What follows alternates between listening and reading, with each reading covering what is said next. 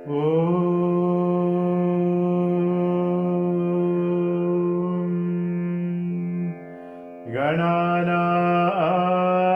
त्वा गणपतिगुं हवामहे कविं कवीनामुपमश्रवस्तमम् ज्येष्ठराजं ब्रह्मणां ब्रह्मणस्पत नः शृण्वन्नोतिभिः सीदसादनम् प्रणो देवी सरस्वती वाजेभिर्वाजिनीवती दीनामवित्रयवधू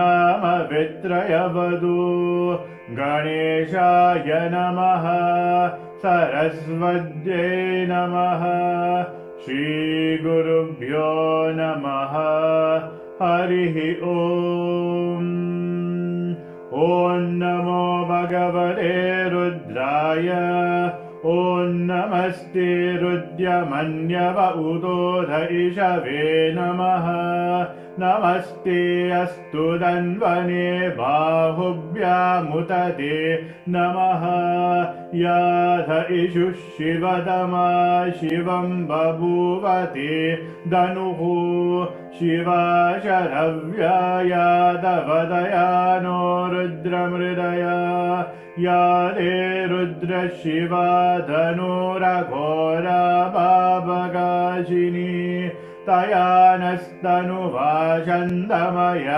गिरिजन्धाभिजागशीः यामिषं गिरिजन्धहस्ते विपश्यस्तवे शिवां गिरित्तदां कुरु माहि गुंसीः पुरुषं जगत् शिवेन वचसाध्वा गिरिजाच्च वदामसि यदा नः सर्वमिज्जगदयक्ष्मगुं सुमना असद् अद्य वोचदधिवक्ता प्रथमो देव्योऽभिषग् ऐकुश्च सर्वान् जम्बयन् सर्वाश्च यातु धान्यः असौ यस्थाम्रो अरुण उत बभ्रु सुमङ्गलः ये चेमागुं रुद्रा अभिलो दिक्षु श्रिदा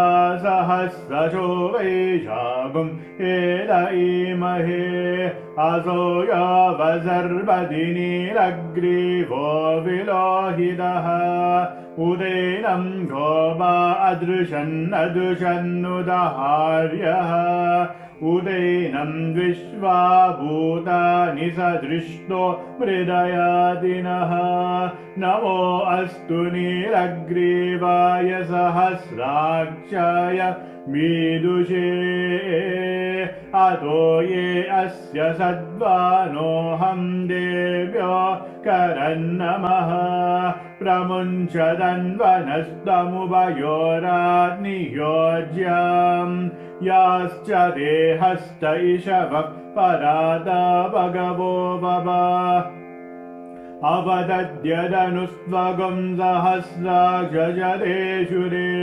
ऋषिर्यशल्यानां मुखा शिवो न सुमना भव विद्यन्तनुः कवर्दिनो विजल्यो बाणवागुम् उदा अनेशन्नस्येषव आपुरस्य निशं गदिः या देहेतिर्मीदुष्टमहस्ते बभूवते धनुः तयास्मान् विश्वतस्तमयक्ष्मय परिभुजा नमस्ते अस्त्वायुधाय नाददाय कृष्णवे उभाभ्यामुदते नमो बाहुभ्यां तव धन्वने परिदे धन्वनो हेतिरस्मान् वृणक्तु विश्वदः अतो य इषुदिष्टवारे अस्मन्निरेहिदम्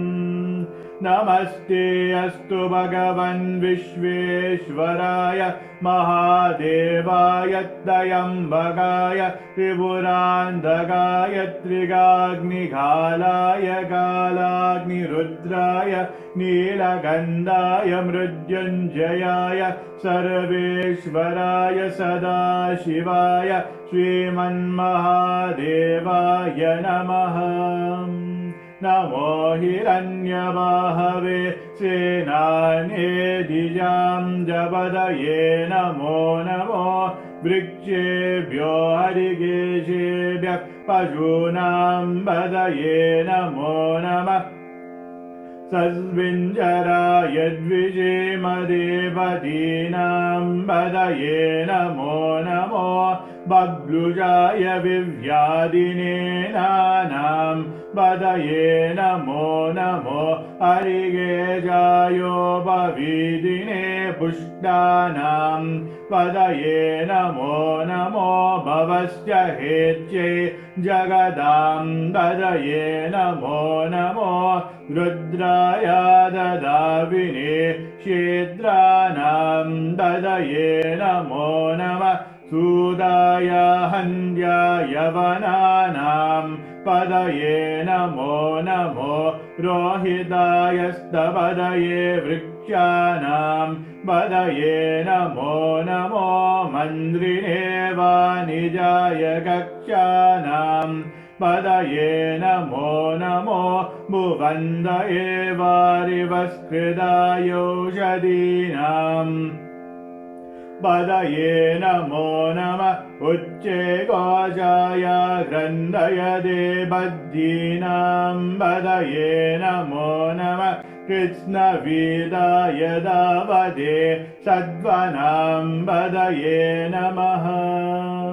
नमः सहमानाय निव्याधिन आव्याधिनीनां पदये नमो नमः।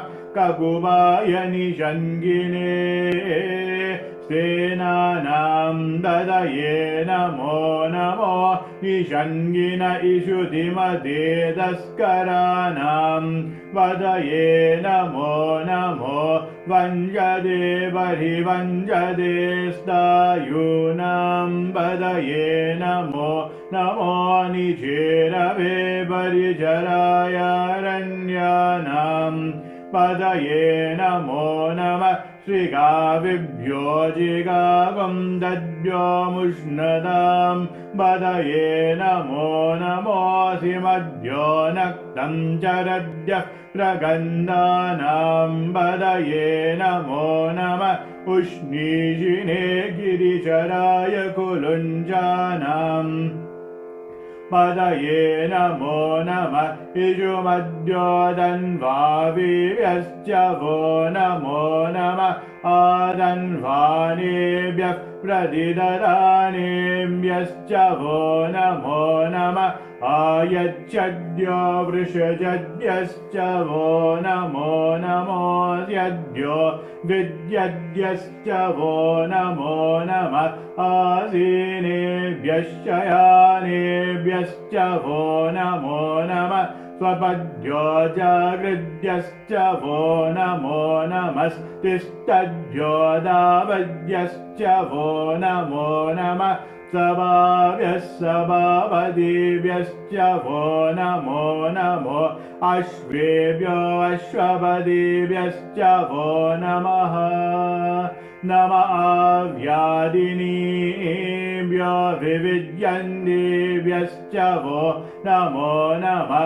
उगनाभ्यस्तृगं हदिभ्यश्च वो नमो नमो गृत्सेभ्यो गृत्सपदिभ्यश्च वो नमो नमो व्रादेभ्यो व्रातपदिभ्यश्च वो नमो नमो गणेभ्यो गणपतिभ्यश्च वो नमो नमो विरूपेभ्यो विश्वरूपेभ्यश्च वो नमो नमो महद्भ्यः शुल्लकेभ्यश्च वो नमो नमो रतिभ्यो रथेभ्यश्च वो नमो नमो रथेभ्यो रथपतिभ्यश्च वो नमो नमः। सेनाभ्यः सेनानीभ्यश्च वो नमो नमः। शक्तिर्भ्यः षण्गहीतर्भ्यश्च वो नमो नमस्तक्षभ्यो रदधारेभ्यश्च वो नमो नमः कुलालेभ्यः कर्मारेभ्यश्च वो नमो नमः पुञ्जिष्टेभ्यो निषादेभ्यश्च वो नमो नमः इषुकृद्यो दन्वकृद्यश्च वो नमो नमो मृगयुभ्यश्वनिभ्यश्च वो नमो नमः प्रभ्यश्वपदीभ्यश्च वो नमः नमो भवाय च रुद्राय च नमः शर्वाय च पशुपतये च नमो नीलग्रीवाय च शितिगन्धाय च नमः कवर्दिने च युक्तगेजाय च नमः सहस्राक्षाय च शततन्वने च नमो गिरिजाय च शिबिविष्टाय च नमो वीदुष्टमाय चेषुमते च नमो ह्रस्वाय च वामनाय च नमो बृहदे च वर्षीयसे च नमो वृद्धाय च समृद्ध्वने च नमो अग्र्याय च प्रथमाय च नमः आजवेजाजिराय च नमः शीघ्रियाय च शीभ्याय च नमः ऊर्म्याय च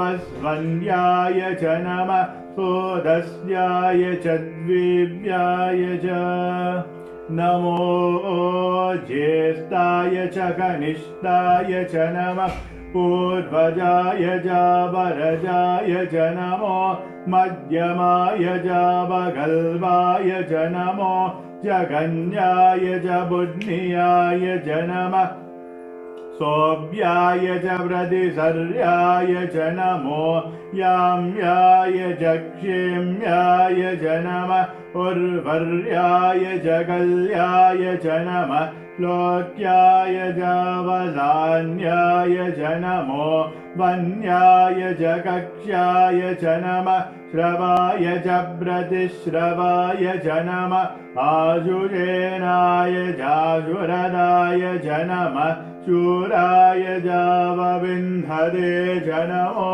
वर्मिने च वरोदिने च नमो बिल्मिने च कवचिने च नमः स्तुताय च श्रुतसेनाय च नमो दुन्दुभ्याय च हनन्याय च नमो दृष्णवे च प्रमृजाय च नमो दूताय च प्रहिताय च नमो निषङ्गिने चेषुधिमते च नमस्तीक्ष्णे शवे चायुरिने च नमः स्वायुधाय च सुधन्वने च नमः कृत्याय च वद्याय च नमः काद्याय च नीप्याय च नमः सूर्याय च सरस्याय च नमो नाद्याय च वैजन्ताय च नमः कूप्याय च वत्याय च नमो वश्याय च वश्याय च नमो मेघ्याय च विद्युत्याय च नमः ईद्रियाय च दप्याय च नमो वाद्याय च रेश्मियाय च नमो वास्तव्याय च वास्तुवाय च ॐ हर हर हर हर ॐ नमः सोमाय च रुद्राय च नमस्ताम्राय च अरुणाय च नमः शङ्गाय च पशुपतये च नमः उग्राय च भीमाय च नमो अग्रे वदाय च दूरे वदाय च नमो हन्त्रे च हनीयसे च नमो वृक्षेभ्यो हरिकेशेभ्यो नमस्ताराय नमः शम्भवे च मयोभवे च नमः शङ्कराय च मयस्कराय च नमः शिवाय च शिवधराय च नमः ईद्याय च कूल्याय च नमः पार्याय जावार्याय च नमः प्रदरनाय जोदरनाय च नमः आधार्याय जालाद्याय च नमः चष्व्याय जविन्याय च नमः त्रिगद्याय जाब्रवाह्याय च नमः ईरिण्याय जाब्रवद्याय च नमः किगुंजिलाय च शयनाय च नमः कवर्दिने च बुलस्तये च नमो गोष्ट्याय च गृह्याय च नमस्तल्व्याय च गेह्याय च नमः काद्याय च गह्वरेस्ताय च नमो हृदयाय च निवेश्याय च नमः पागुंसव्याय च रजस्याय च नमः शुष्क्याय च हरित्याय च नमो लोप्याय चोलप्याय च नमः ऊर्याय च शून्याय च नमः पन्याय च वह्नशद्याय च नमो भगुरमानाय च विघ्नदे च नमः आगिरदे च ब्रक्किरदे च नमो किरिकेभ्यो देवानागं हृदयेभ्यो नमो विक्षीणगेभ्यो नमो विचिन्वत्केभ्यो नमः निर्हदेभ्यो नमः आमिवत्केभ्यः द्रावे अन्नसस्वदे दरिद्रन्नीललोहिता येषां पुरुषाणामेषां पशूनां मा रोमो येषां किञ्चन ममद या ते रुद्रशिवा धनो शिवा विश्वः भेषजी शिवा रुद्रस्य भेषजी दयानो मृदजीवसे इमागुं रुद्राय तवसे कवर्दिने शयद्वीराय प्रवरामये मदिं यदा नश्यमसद्विपदे चतुष्पदे विश्वं पुष्टं ग्रामे अस्मिन्ननातुरम् निदानो रुद्रोदनो मयस्कृतिः शयद्वीराय नमसा विधेमदे यच्चं च योश्च मनुरायजे विदातदस्यामतवरुद्ध प्रणीदोः मानो महान्दमुदमानो अर्भकं मान उक्षन्दमुदमान उक्षिदम् मानो बलिः पितरं मोदमादरं प्रियमानस्तनुवो रुद्धरीरिषः मानस्तोकेदनये मान आयुषिमानो गोषुमानो अश्वेषुरीरिषः वीरान्मानो रुद्धवामिदो बलिर्हविष्मन्धो नमसा विधेमदे आराधे गोग्न उदुपूरुषग्ने क्षयद्वीराय त्वं नमस्मेरे अस्तु रक्षा च नो अधिजदेव ब्रूयराजनः शर्म यच्छत् विबर्हाः स्तुहिश्रतं दत्तसदैयुवानं मृगन्न भीममुदमद्दुमुग्रम् विदाचरित्ये रुद्धस्तवानो अन्यन्ते अस्मन्निव बन्धुसेनाः परिणो रुद्रस्य हेतिर्विनक्तु परिवेशस्य दुर्मतिरगायोः अवस्थिरा मघवद्वयस्तनुष्वामी वस्तोकायतनयाय मृदया मीदुष्टमशिवतम शिवो नः सुमना भव वरमे वृक्ष आयुधन्निदाय कृत्तिं वसान आचन विनागं बिभ्रदागहि विगिरिदविलोहित नमस्ते अस्तु भगवः यास्ते सहस्रगुं हेदयोन्यमस्मन्निव बन्धुदाः सहस्राणि सहस्रदा बाहुवोस्तव हेतयः तासामीशानो भगवः पराचीनामुगाग्रिदि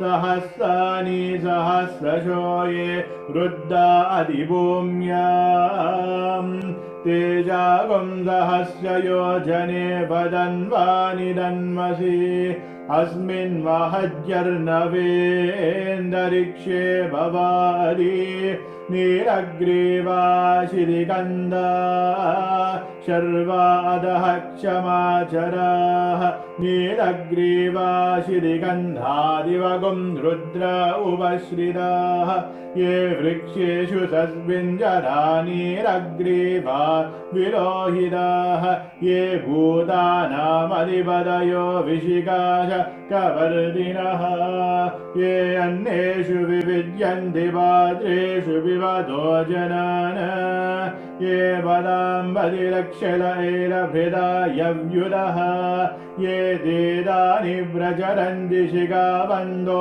निषङ्गिनः य एतावन्तश्च भूयागुंसश्च दिशो रुद्राभिदस्तिरे तेषागुं सहस्रयोजने वदन्वानि दन्मसि नमो रुद्रेभ्यो ये पृथिव्यां येऽन्तरिक्षे ये दिवि येषामन्नं द्वादो वर्षमिषवस्तेभ्यो दश प्राचे दश दक्षिणा दश प्रदिशे दशोदीचे दशोद्वास्तेभ्यो नमस्ते नो मृदयन्तु देयं विष्मो यश्च नोद्वेष्टितं भो चम्बे ददामि त्र्यम्बके यजामहे सुगन्धिं पुष्टिवर्धनम् उर्वारुकमिव बन्धनात् मृत्योर्मुक्षीयमामृतात् यो रुद्रो अग्नो यो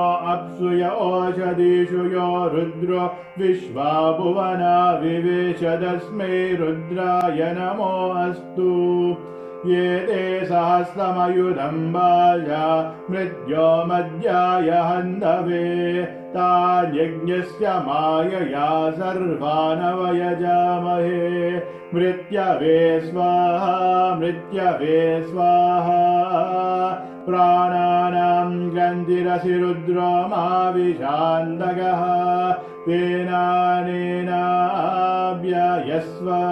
नमो रुद्राय विष्णवे मृत्युर्मे भाहि तमुस्तु हि अस्विषु सुदन्वायो विश्वस्य च यदि वेषजस्य यक्ष्वा महेशो मनसाय रुद्रं नमो बिर्देवसुरं दुवस्य अयं मे हस्तो भगवान् अयं मे भगवत्तरः अयं मे विश्ववेशजो यगुं शिवा विमरुशनः ॐ शान्ति शान्ति शान्तिः संयमे मयश्च मे प्रियं च मे नुकामश्च मे कामश्च मे सोमनसश्च मे भद्रं च मे श्रेयश्च मे वश्यश्च मे यशश्च मे भगश्च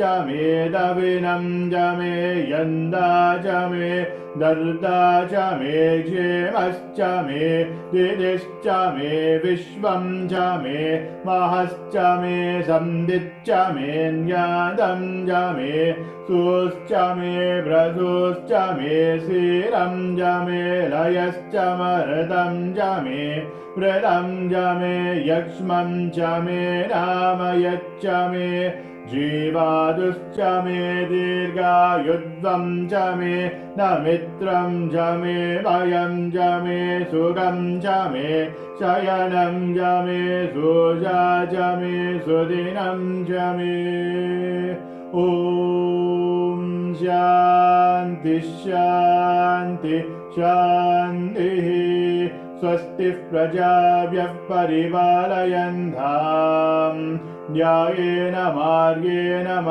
महिषाः गोब्राह्मणेभ्यः शुभमस्तु नित्यम् समस्तलोकाः सुखिनो भवन्तु समस्तलोकाः सुखिनो भवन्तु समस्तलोकाः सुखिनो भवन्तु ॐ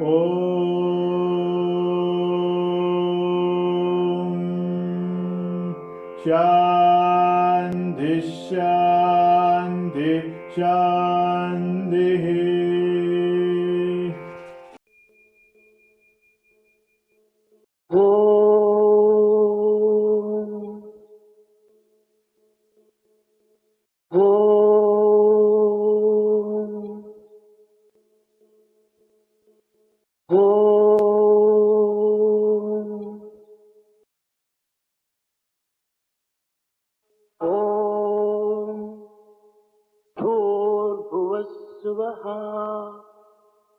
तत्सवितुर्वरेण्यं भर्गो देवस्य धीमहि धियो यो नः प्रचोदयात्। ॐ भूर्भुवस्सुवः तत्सवितुर्वरेण्यं भर्गो देवस्य धीमहि धियो यो नः प्रचोदयात्। ॐ भूर्भुवस्सुवः तत्सवितुर्वरेण्यं भर्गो देवस्य धीमहि धियो यो नः प्रचोदयात्।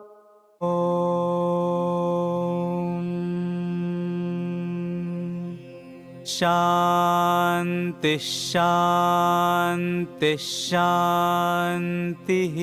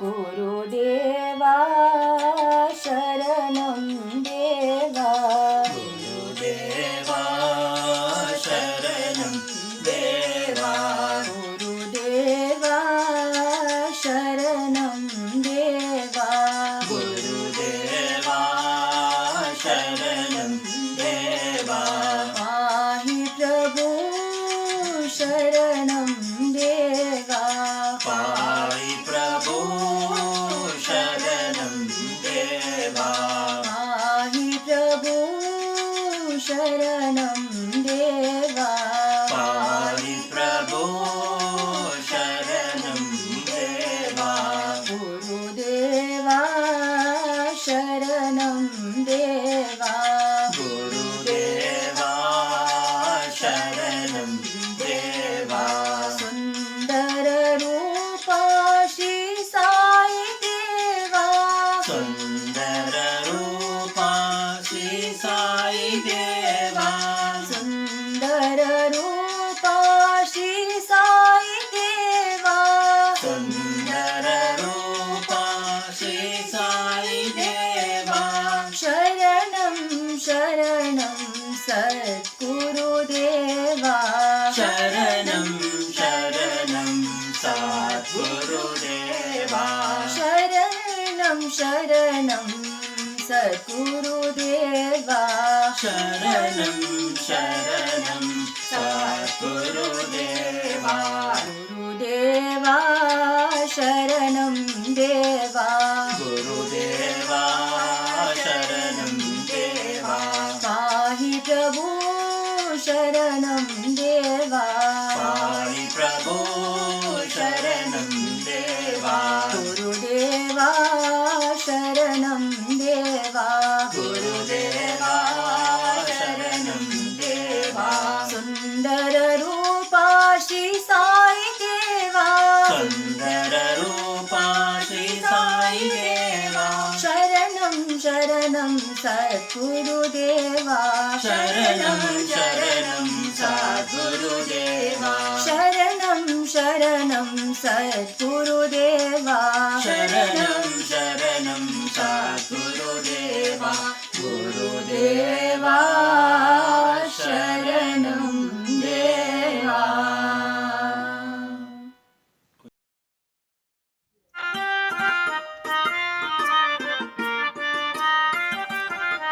जय दुर्गा लक्ष्मी सरस्वती साई जगन्माता जय दुर्गा लक्ष्मी सरस्वती साई जगन्माता जय दुर्गा लक्ष्मी सरस्वती साई जगन्माता जय Durga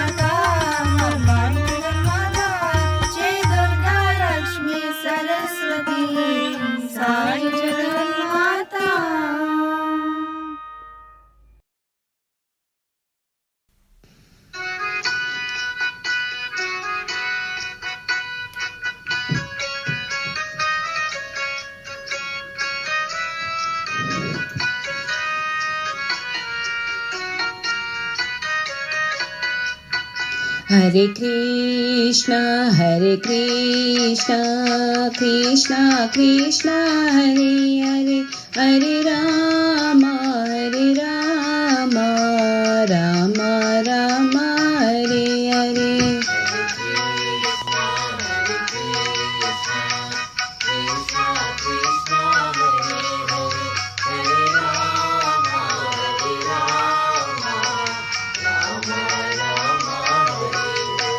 Hare Krishna, Krishna Krishna, Hare Hare, Hare Rama, Rama Rama, Hare Hare. Hare Krishna, Krishna Krishna, Hare Hare, Hare Rama, Rama Rama, Hare Hare. Hare Krishna, Krishna Krishna, Hare Hare, Hare Rama, Rama Rama, Hare Hare.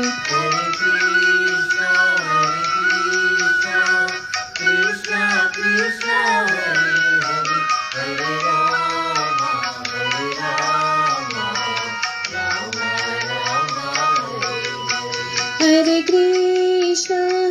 Krishna, Krishna Krishna, Hare Hare, Hare Rama, Rama Rama, Hare Hare.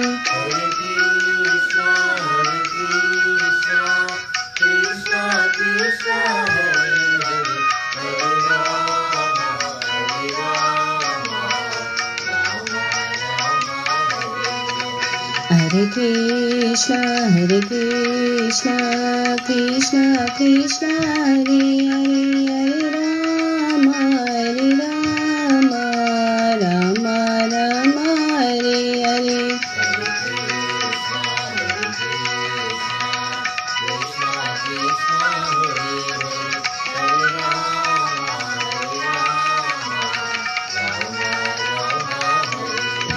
Hare Krishna, Krishna Krishna, Hare Hare, Hare Rama,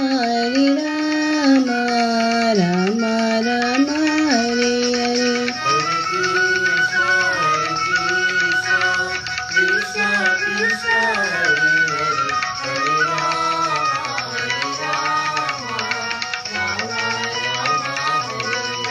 Hare Krishna,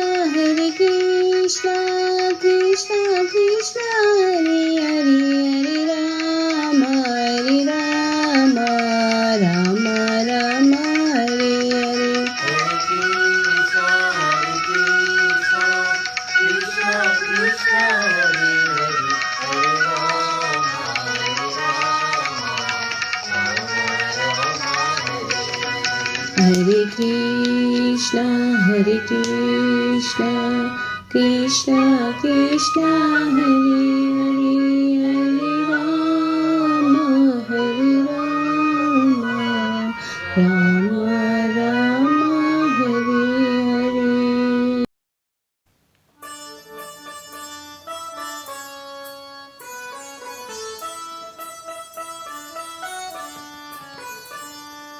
Jaya Guru Omkara, Jaya Jaya Sadguru Omkara, Om Jaya Guru Omkara, Jaya Jaya Sadguru Omkara.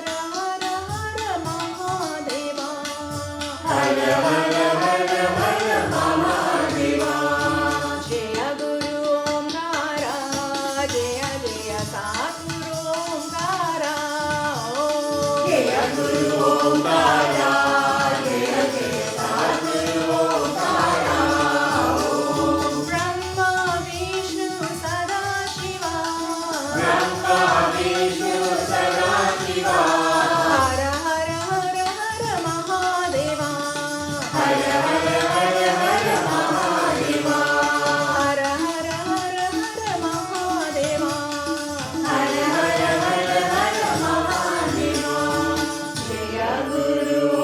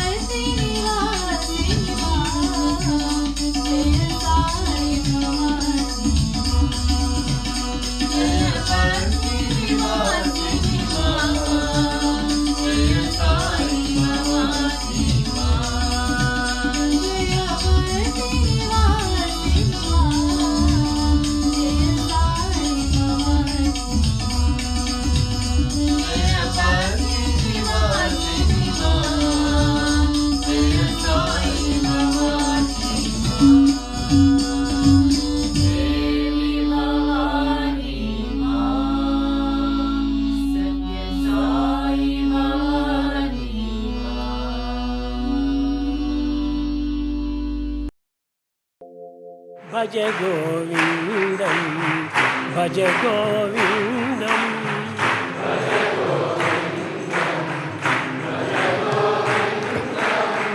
गोविन्दं भज मूढमते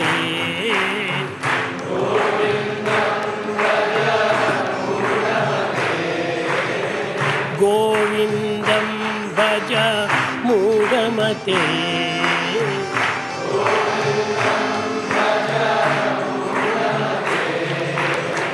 भज गोविन्दं भज गोविन्दं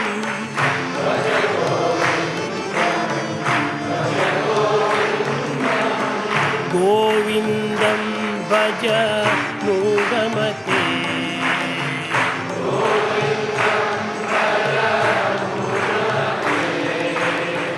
सम्प्राप्ते सन्निहिते काले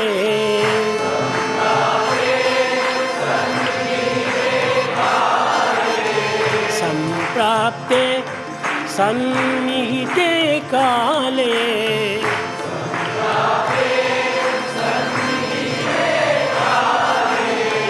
नहि नहि रक्षति दुःखकरणे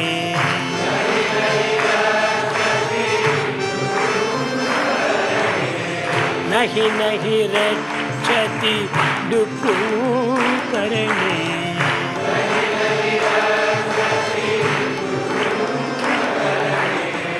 पुनरपि जननं पुनरपि मरणं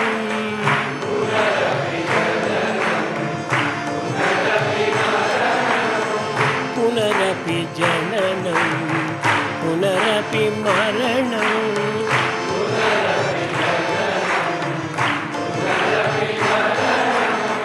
पुनरपि जनने जठरे शयनं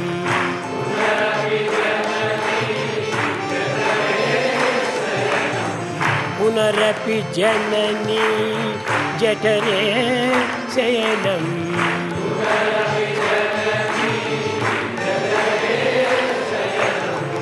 इह संसारे बहुदुस्तारे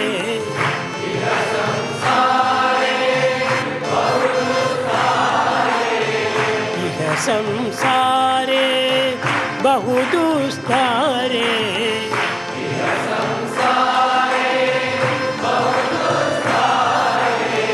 इह संसारे बहुदुस्तारे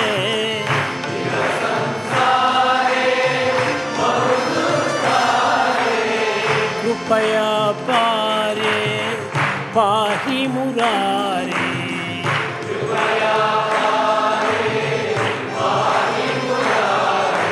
भज गोविन्दं भज गोविन्दं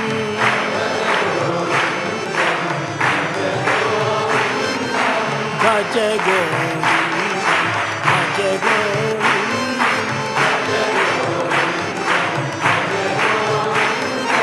गोविन्दं भज मूढमते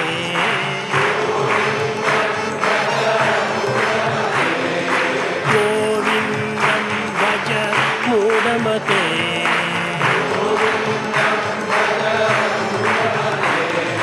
भज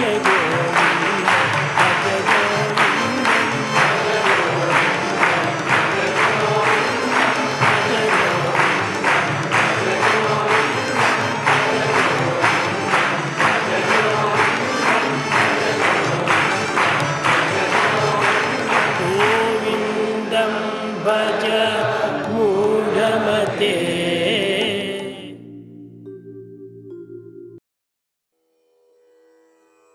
ॐ तत्सत् श्री नारायण तु पुरुषोत्तम गुरु तु सिद्ध बुद्ध तु स्कंद विनायक सविता पावक तु सविता पावक तु ब्रह्ममज्ज तु यहोव शक्ति तु येषु पिता प्रभु तु रुद्रविष्णु तू राम कृष्ण तू रहीमताओ तू रहीमताओ तू वासुदेव गो विश्वरूप तू चिदानंद हरि तू अद्वितीय तू अकाल निर्भय आत्मलिंग शिव तू आत्मलिंग शिव तू आत्मलिंग शिव तू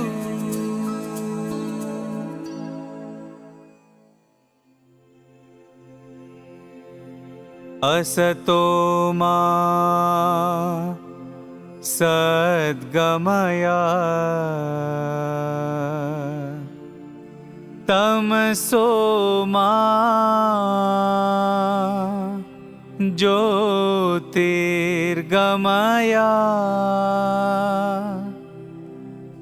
मृत्योर्मा अमृतं गमया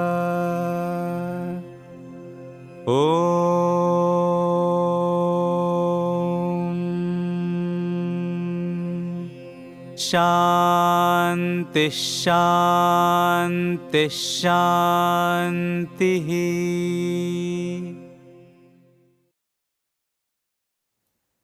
I offer my humble pranams at the lotus feet of our most loving and compassionate Lord and Master, Bhagavan Sri Satya Sai Baba, Om Sai Ram, loving aspirants of Sai. On behalf of the regional team of Chatsworth Region 2, I extend a very warm and loving welcome to each and every one of you to this morning's online satsang program. We pray that you and your families are keeping well. Once we surrender our mind to God completely, He will take care of us in every way. Satya Sai Baba. Our infographic for today. Plastics take a very long time to decompose. Example, a coffee cup takes 30 years to decompose, and a plastic bottle can take up to 200 years to decompose. Use a reusable water bottle or a reusable coffee cup. This morning's 108 gem experience will be shared by Brother Ajay from Woodhurst Sai Center.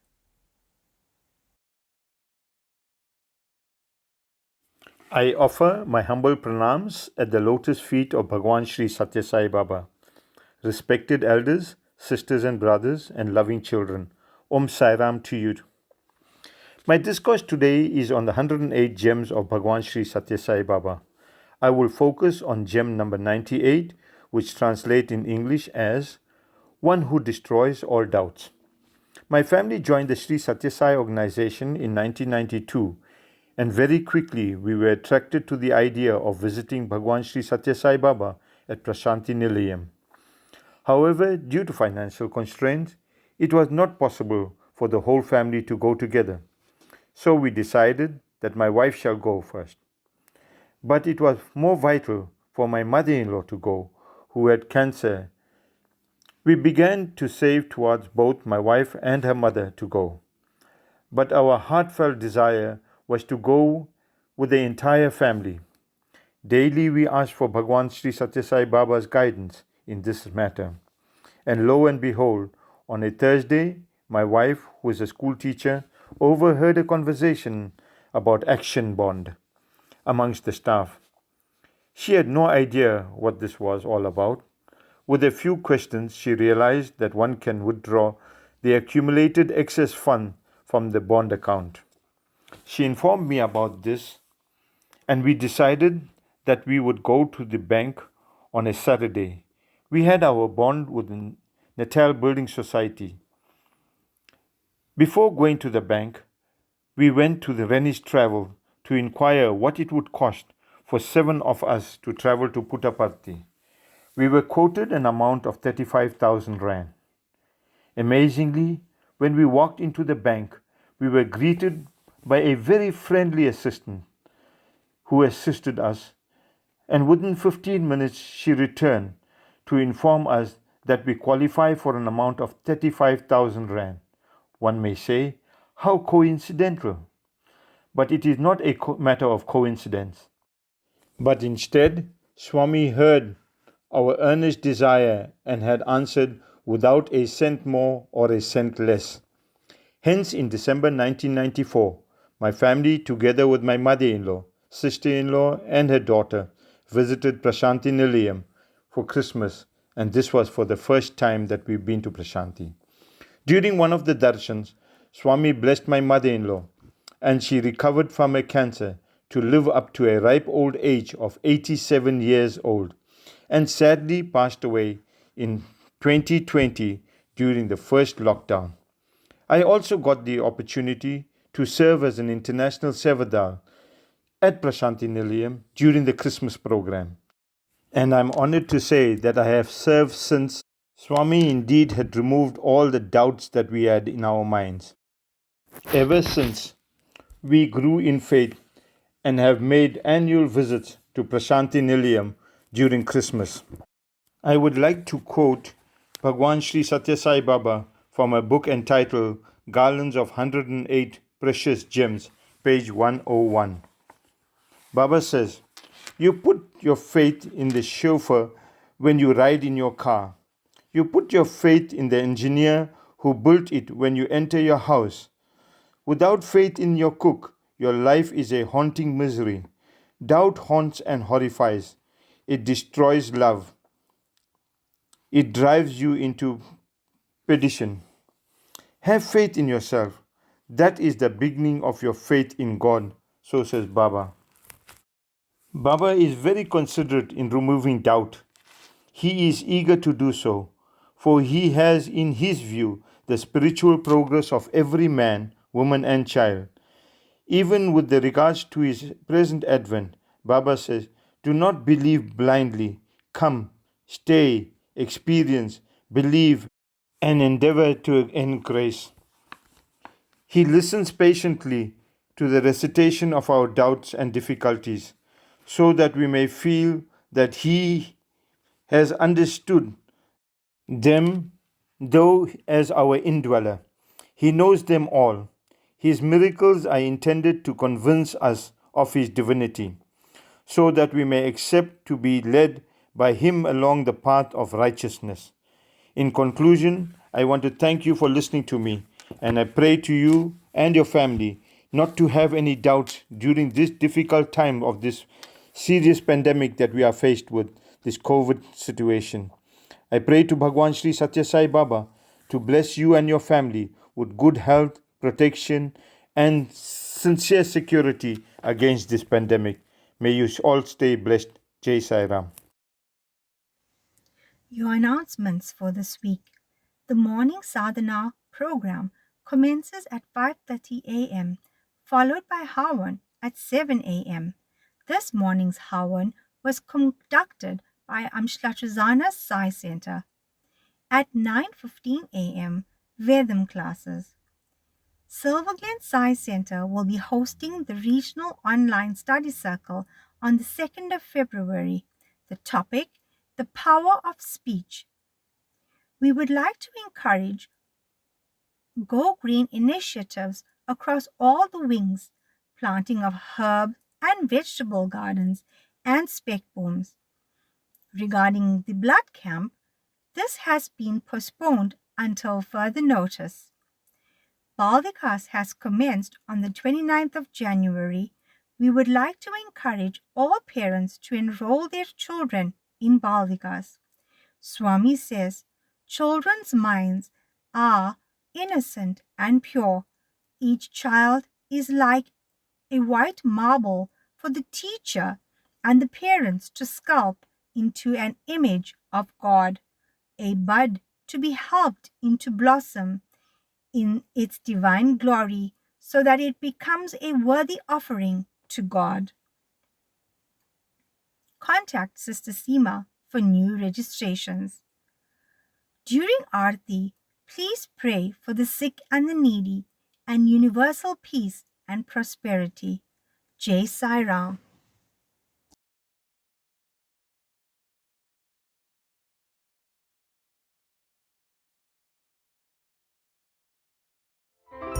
Nothing pleases Baba more than a pure endeavor to reach out to the desolate and the needy.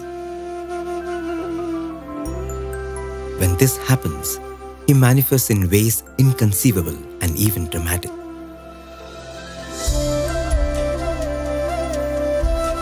Melkavatti is a village 10 kilometers from Ooty in Tamil Nadu. It was adopted by Sai devotees of the region 3 years before Swami's 80th birthday as their birthday offering. But little did they realize that the divine hand had led them there to change their lives forever through a miracle. Members of the Ooty Sai Samiti began their service activities in the village in January 2003. They decided to first do an early morning Nagar Sankirtan around the picturesque village surrounded by mist-laden hills. After completing the bhajans, they visited every home in the village to give prasadam. It is then that they spotted a house at the end of a lane, dilapidated and consigned to oblivion. When they went there, they were shocked to sadness. On the damp, cold floor was lying an old lady. Wherever they looked, they saw around only abject poverty and neglect. Some villagers who had come along explained that she had been orphaned at an early age. The little plot of land she inherited was the only source of a meager income that kept her body and soul together. Her tragedy reached its zenith when at 30, suddenly she lost the use of both her arms and legs. Swami's devotees, hearing this, that very moment resolved to adopt and take care of that old lady. A cot, a mattress, and blankets were brought immediately. She was lifted from the ragged sackcloth on the floor. Next, they drew a plan such that every day one of them would stay with the lady and look after her. Thus began a united offering of selflessness. Months rolled by and there was no decline in the enthusiasm of the service rendered. Their loving service now baffled the villagers. Eventually, the villagers themselves began to feel ashamed for neglecting her for so long. The village panchayat was convened and there was unanimous appreciation for the members of the Ooty Sai Samiti.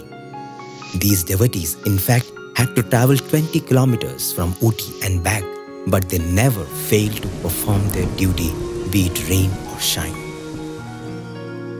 Inspired by them, the villagers now decided that henceforth the lady would be their responsibility. 30 villagers came forward to care for her, one each day of the month. Slowly, there was a healthy competition, so they had to draw lots. All the days of the month were thus covered, and the specific date for each family was written on a piece of paper and offered to Bhagwan. The villagers also began to redo her house. They painted the walls, cemented the floor, and repaired the roof. They also began cooking her food in the renovated kitchen. Thus, the old lady was now eating food that was hot, a welcome change in Ooty's cold climate. Her dark, dismal house was thus transformed into a holy place for all noble activities. In Melkavatti, the village that was earlier divided by selfishness came together in selflessness. In September 2004, the Samitis in the Nilgiris district had planned to conduct bhajans in 80 villages. The turn of Melkavatti came along, and all the people in one voice opined that the bhajan should take place in her house. A well-decorated shamiana was erected in front of the lady's house and bhajans commenced with great devotional fervor. The entire village participated. The lady was listening to the bhajans from her room inside, and as she was doing this, suddenly something extraordinary happened. The old lady, who had no sensation in her hands and legs and had been confined to her bed for the past 20 years, all of a sudden raised herself and sat on the bed. Nobody helped her. In fact, no one was even aware of what was happening inside. She then slowly moved towards the place where bhajans were being sung. Everyone was so immersed in the bhajans that many did not even notice her until she reached the altar with her hands raised in gratitude and supplication to the Lord. She was dancing in ecstasy. A wave of shock jolted the crowd. Everyone was speechless. It is then that the 50-year-old lady revealed that Sai Baba had come in her dream the night before and massaged her hands and legs. And with that, her paralysis was gone forever. Everyone was stunned. Their delight knew no bounds. The village chief, a confirmed alcoholic, was so deeply shaken that he resolved then and there to never again touch a bottle of liquor. Baba entered this obscure little village through his devotees to perhaps demonstrate how unity and purity can draw the power and grace of divinity. And hasn't Baba reinforced this truth in each one of us too?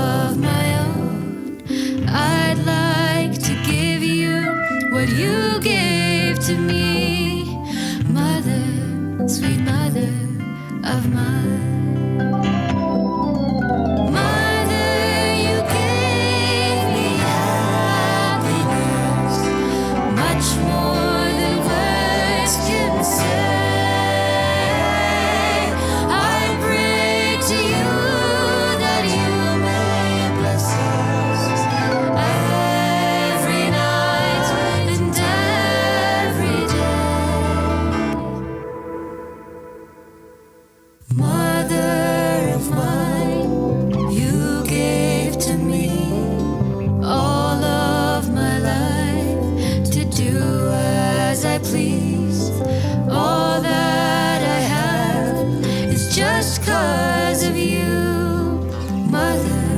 sweet mother of mine. Mother, sweet mother of mine. Mother, sweet mother of mine.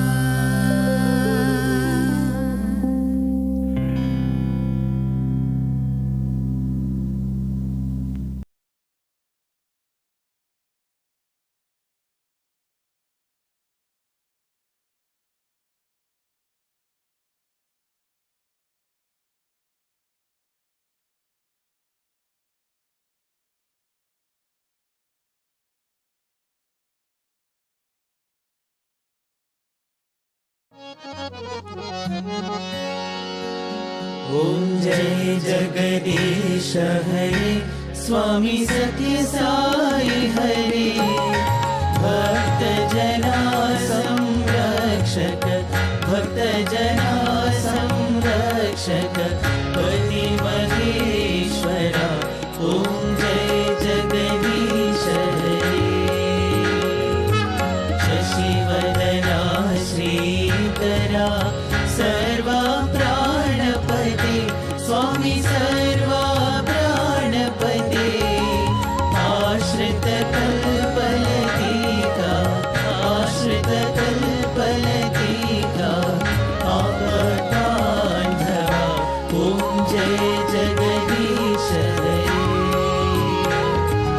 मातपिता गुरुदैवमु मरियन्तयु नीवे स्वामी मरियन्तयु नीवे नाद ब्रह्म जगन्नाथ नाद ब्रह्म जगन्नाथ नागेन्द्रशयन ॐ जय जगदीश हरे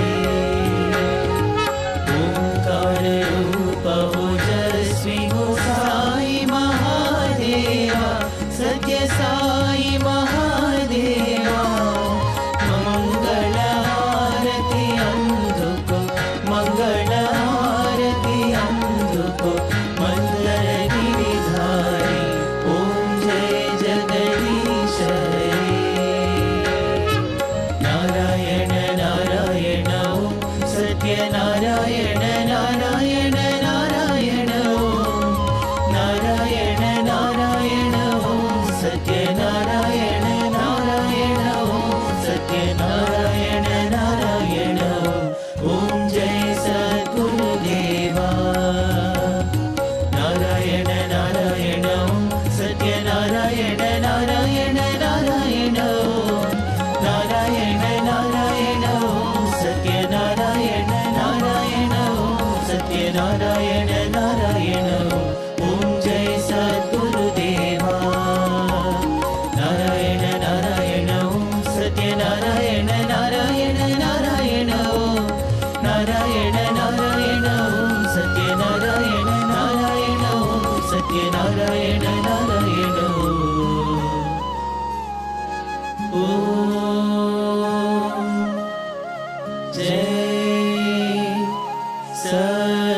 सद्गुरुदेवा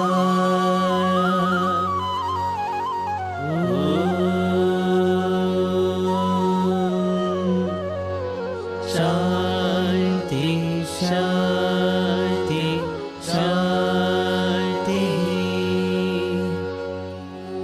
समस्त लोकाः सुखिनो भवन्तु समस्त लोकाः सुखिनो भवन्तु समस्त लोकाः सुखिनो भवन्तु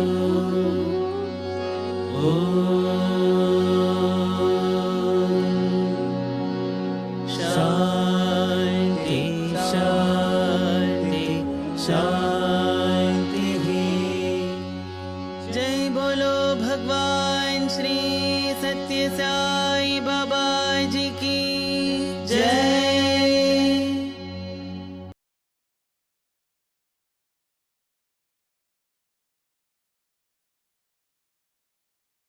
परमं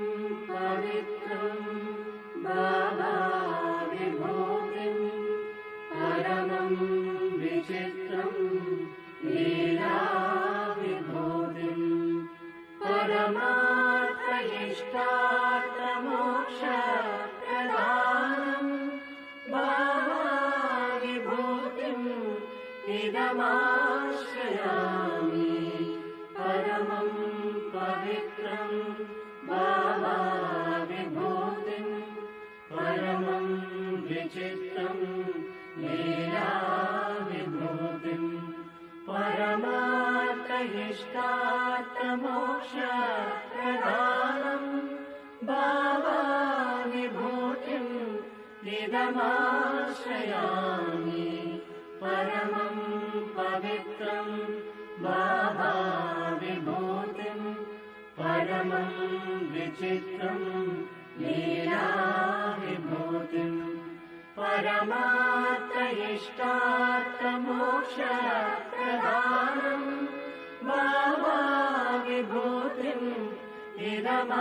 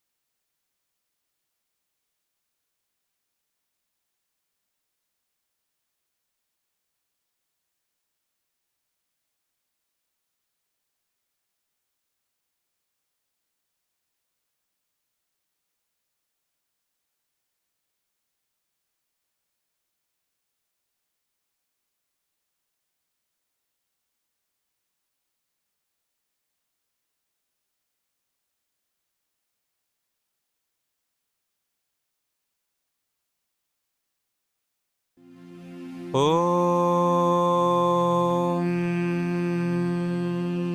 साईश्वराय विद्महे सत्यदेवाय धीमहि तन्नः सर्वप्रचोदयात्।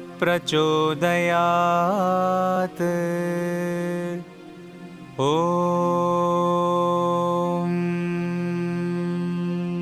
साईश्वराय विद्महे सत्यदेवाय धीमहि तन्नः सर्वप्रचोदयात्।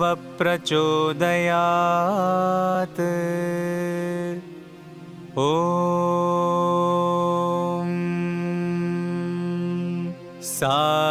साईश्वराय विद्महे सत्यदेवाय धीमहि तन्नः सर्वप्रचोदयात्।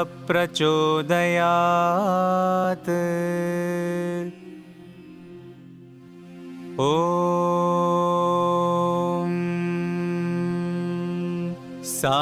साईश्वराय विद्महे सत्यदेवाय धीमहि तन्नः सर्वप्रचोदयात्।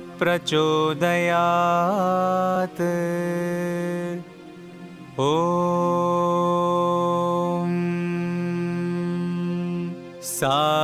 साईश्वराय विद्महे सत्यदेवाय धीमहि तन्नः सर्वप्रचोदयात्। ॐ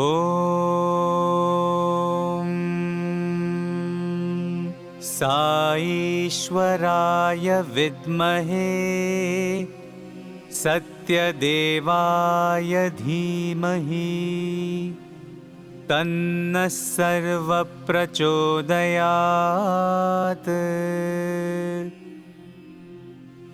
ॐ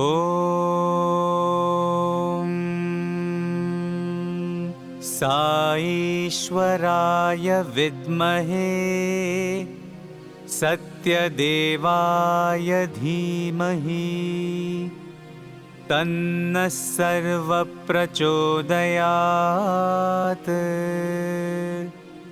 ॐ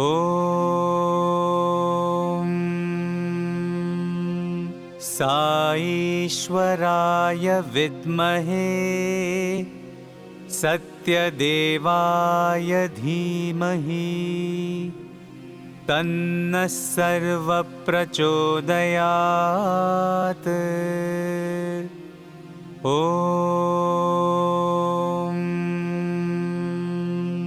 साईश्वराय विद्महे सत्यदेवाय धीमहि तन्नः सर्वप्रचोदयात्।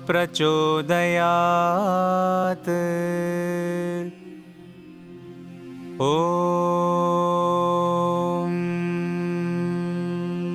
साईश्वराय विद्महे सत्यदेवाय धीमहि तन्नः सर्वप्रचोदयात्।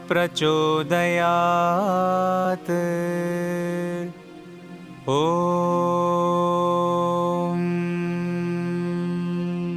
साईश्वराय विद्महे सत्यदेवाय धीमहि तन्नः सर्वप्रचोदयात्।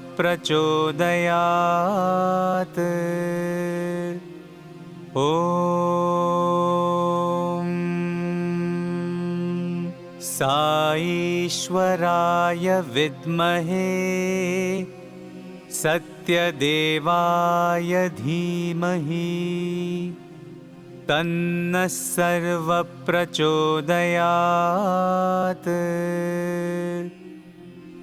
ॐ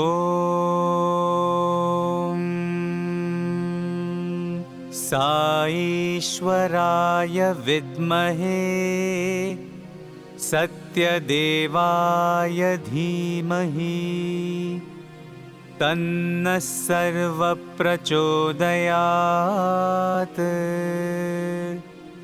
ॐ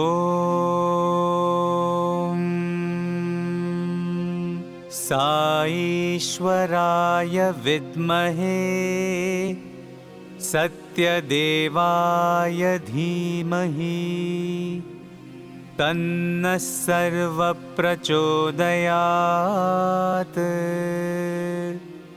ॐ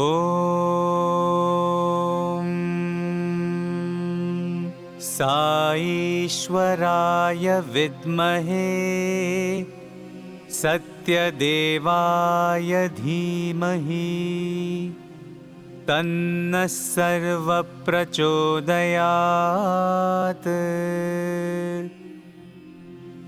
ॐ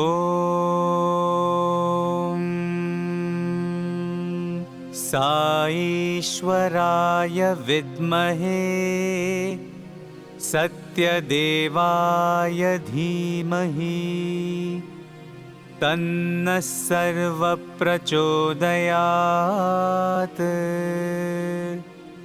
ॐ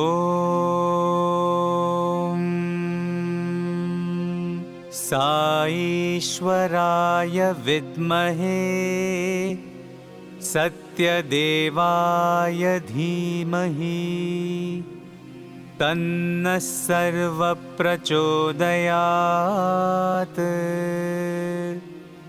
ॐ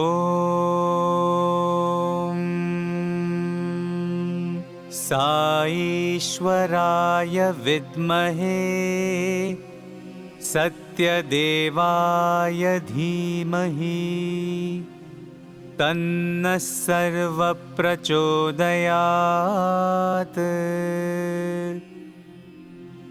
ॐ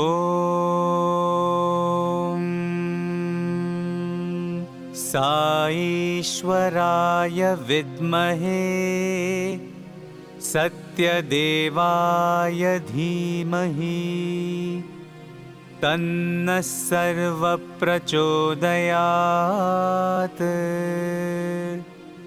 ॐ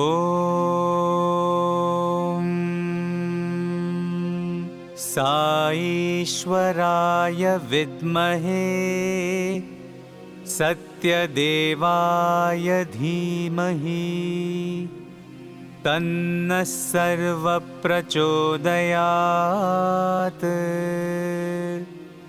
ॐ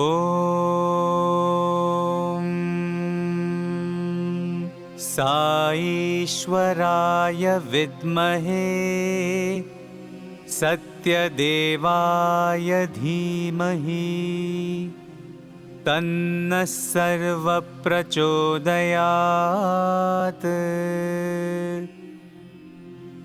ॐ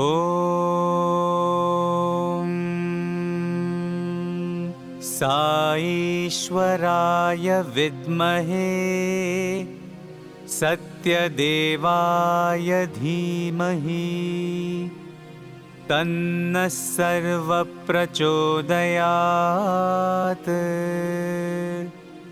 ॐ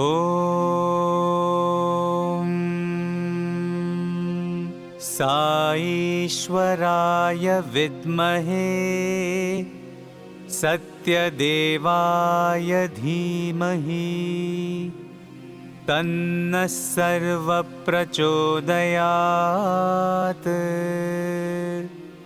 ॐ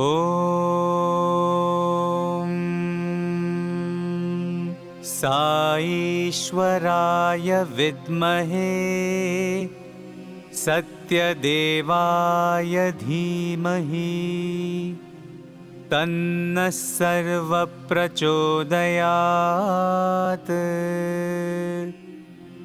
ॐ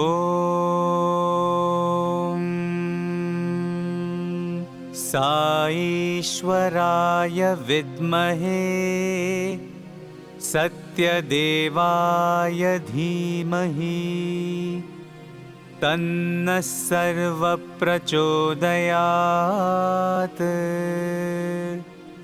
ॐ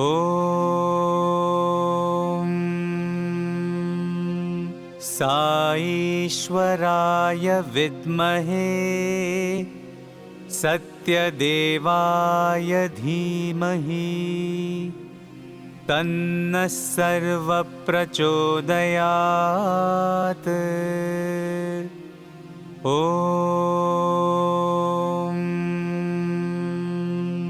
साईश्वराय विद्महे सत्यदेवाय धीमहि तन्नः सर्वप्रचोदयात्।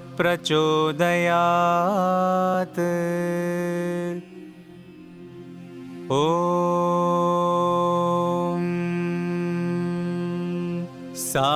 साईश्वराय विद्महे सत्यदेवाय धीमहि तन्नः सर्वप्रचोदयात्।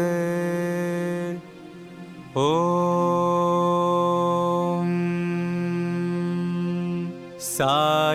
साईश्वराय विद्महे सत्यदेवाय धीमहि तन्नः सर्वप्रचोदयात्।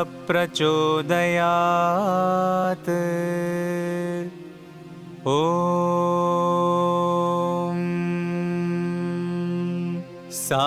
साईश्वराय विद्महे सत्यदेवाय धीमहि तन्नः सर्वप्रचोदयात्।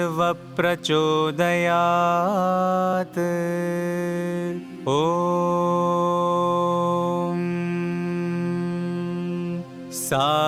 साईश्वराय विद्महे सत्यदेवाय धीमहि तन्नः सर्वप्रचोदयात्। ॐ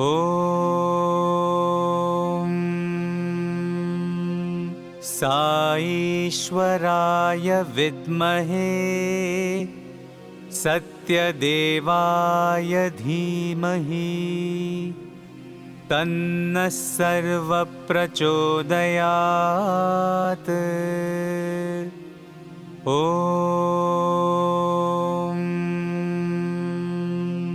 साईश्वराय विद्महे सत्यदेवाय धीमहि तन्नः सर्वप्रचोदयात्।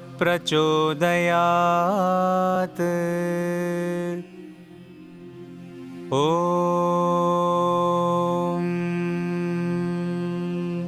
साईश्वराय विद्महे सत्यदेवाय धीमहि तन्नः सर्वप्रचोदयात्।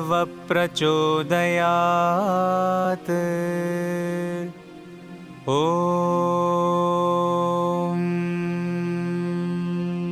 साईश्वराय विद्महे सत्यदेवाय धीमहि तन्नः सर्वप्रचोदयात्।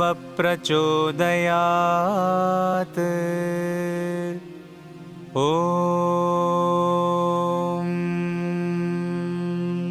साईश्वराय विद्महे सत्यदेवाय धीमहि तन्नः सर्वप्रचोदयात्। ॐ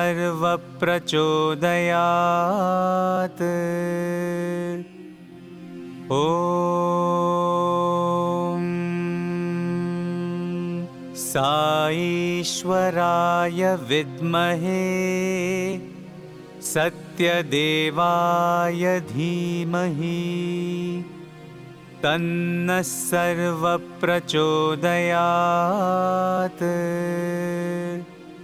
ॐ साईश्वराय विद्महे सत्यदेवाय धीमहि तन्नः सर्वप्रचोदयात्। ॐ साईश्वराय विद्महे सत्यदेवाय धीमहि तन्नः सर्वप्रचोदयात्। ॐ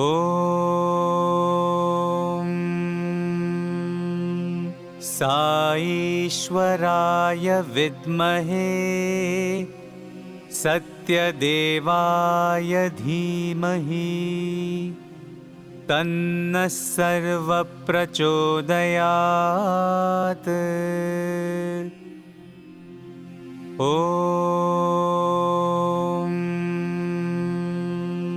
साईश्वराय विद्महे सत्यदेवाय धीमहि तन्नः सर्वप्रचोदयात्। ॐ साईश्वराय विद्महे सत्यदेवाय धीमहि तन्नः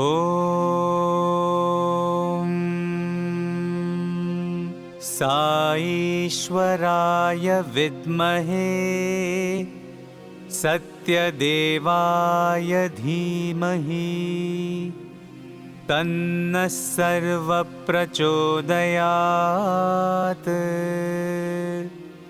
ॐ साईश्वराय विद्महे सत्यदेवाय धीमहि तन्नः सर्वप्रचोदयात्। ॐ साईश्वराय विद्महे सत्यदेवाय धीमहि तन्नः सर्वप्रचोदयात्।